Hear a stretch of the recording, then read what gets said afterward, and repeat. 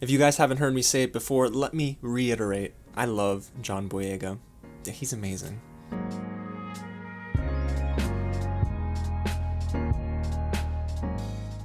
What's going on, you guys? James here, and today we're going to get into some real news, this way coming from a British GQ article surrounding John Boyega, his experience in Hollywood, in filmmaking, and in Star Wars. I'm so excited to dive into it. There's amazing content here, and shout out to British GQ's author, Jimi Famurewa. He's an amazing writer. The way he just pens this article from top to bottom is the best thing I've actually read during quarantine, and might be the best thing I read all year. But before we get started, guys, if it's your first time here at the channel, welcome to Real James, where I talk about movies and TV just like this. So if you love all that, go ahead and hit the big red button below, subscribe to the channel, and tap on that bell as well so you don't miss out on anything new. It has been a busy week on the channel. I've been dropping reviews left and right, so don't miss out on any of them. They should be floating around on top of the screen as this video goes on. If you haven't already, go ahead and hit that like button and comment down below and let me know your thoughts on this article, if you read it or just what we've been talking about today. Alrighty, so let's get into the article again by Jimi Famurewa.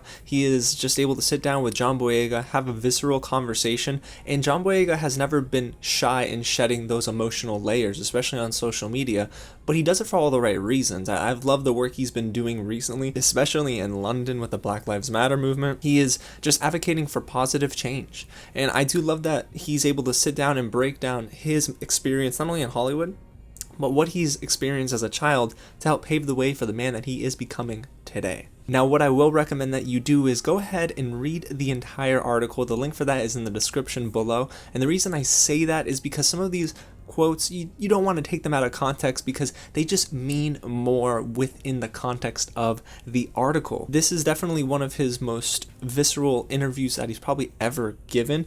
And Jimi Famurewa notes that this is John Boyega's first substantial interview since finishing the Star Wars sequel trilogy. That's pretty important. So I do want to talk about some of the quotes that he gave about Star Wars, and it paints a larger picture on, unfortunately, Hollywood not necessarily always being so kind to men and women of color, especially in this regard. So let's get into this quote that I found to be really powerful. He says, and I quote, "You get yourself involved in projects and you're not necessarily going to like everything, but what I would say to Disney is do not bring out a black character and market them to be much more important in the franchise than they are, and then have them pushed to the side. It's not good. I'll say it straight up." And the reason I picked this one out is because if you know me, I love The Last Jedi. I'm actually a fan of the sequel trilogy for the most part, even though I recognize its flaws.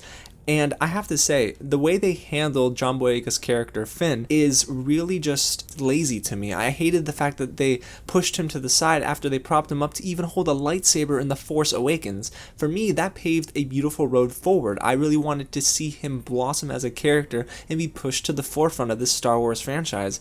But instead, John Boyega's character kind of went off the wayside and necessarily didn't impact this series as much as I thought it would, and that hurt my heart. And if John Boyega recognizes it, I hope you can see where he's coming from, especially as the sequel trilogy goes on. It almost seems as if Finn gets relegated to a lesser and lesser role after The Force Awakens. And then there's another very powerful quote here where he says, and I quote, "Like you guys knew what to do with Daisy Ridley, you guys knew what to do with Adam Driver, and you knew what to do with all these other people, but when it came to Kelly Marie Tran, when it came to John Boyega, well, I'm not going to necessarily curse on the channel, but he basically said they didn't necessarily know what to do with those characters. As much as I love Rian Johnson, as much as I love The Last Jedi, it almost felt like they didn't know what to do with Kelly Marie Tran and John Boyega in that sequel. And then, of course, in the third film with Naomi Ackie, I love her character, but did not feel like maybe she came and went so quickly. So it seems like the sequel trilogy had a little bit of an issue with characters of color, and it really hurt my heart because I definitely love John Boyega a ton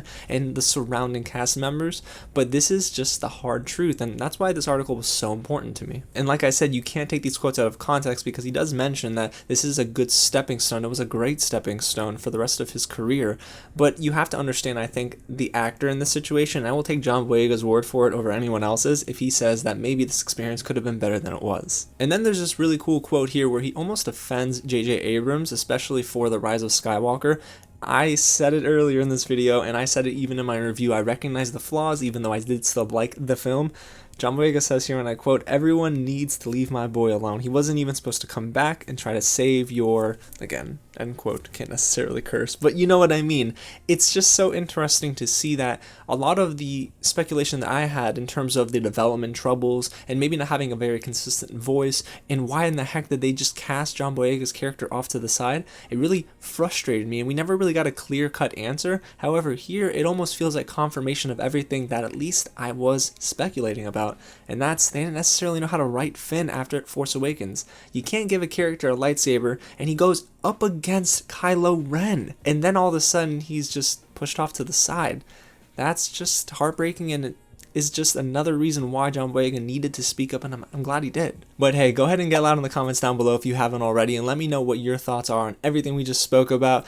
Hit that like button and go ahead and smash that big red button below as well, and subscribe to the channel. Turn on those bell notifications because, guys, I got my Mulan review dropping and my first impressions for The Boys Season 2, plus much, much more.